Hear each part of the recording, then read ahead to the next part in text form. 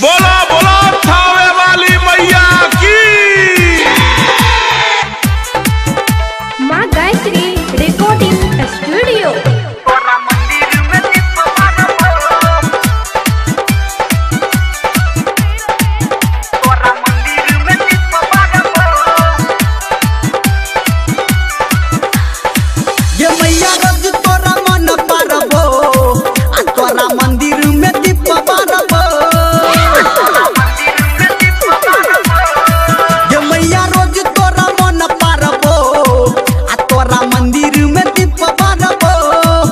कनी फेर दे नजरिया गे हम अलियो दुआरिया गे ये माथा शरण में हम रखबो आ तोरा मंदिर पे दीप बारबो ये मैया रोज तोरा मन पारबो आ तोरा मंदिर में दीप बारबो। डीजे सुमित सतीश, डीजे सुमित सतीश, रेमा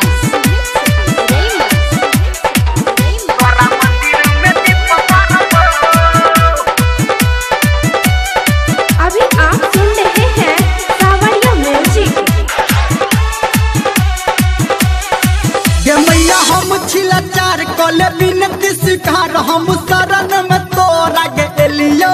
ये हमर जरल कपार हमर सुनिल पुकार हमर विपदा अपन बतेलियो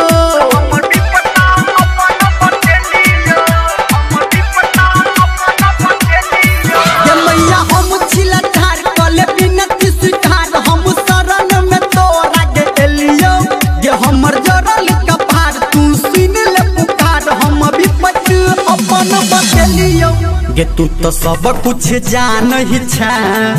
तैयो हमारा कनाबै छ गे तोरा शरण में धूप जारबो आ तोरा मंदिर में दीप बारबो बुझली गे। डीजे सुमित सतीश, डीजे सुमित सतीश, रेमा तोरा मंदिर में दीप बारबो।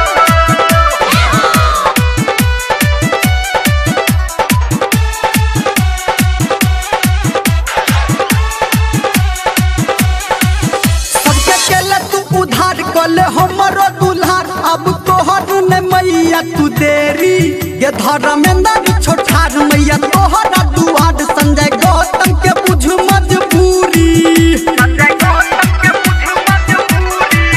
संजय गौतम के बुझ मजबूरी सबके केले तू उधार कले हमरो दुल्हार अब तोहर ने मैया तू देरी ये धर्मेंद्र छोठार मैया तोहरा दुआर संजय मजबूरी ये कहू राइटर बउआ गे संगे संगे हमर गौवा गे ये तोहर बेटा मैया हम धारबो आ तोरा मंदिर में दीप बारबो ये मैया रोज तोरा मन पारबो आ तोरा मंदिर में दीप बारबो कने फेर दे नजरिया गे हम अलियो दुआरिया गे ये माथा शरण में रोज टेकबो आ तोरा मंदिर में दीप बारबो।